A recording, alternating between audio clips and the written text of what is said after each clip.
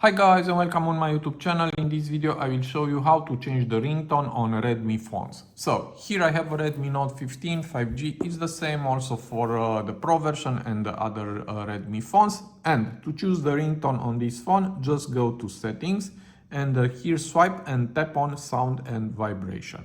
Here we have ringtone and from here you can choose local ringtone. You can record one, you can go to audio files and choose from your downloaded ringtones. And also you can go to music and choose a song if you have one here. Also here we have a list of ringtones and to set a ringtone from here, just go to some category, choose from here, you can tap on it to listen first.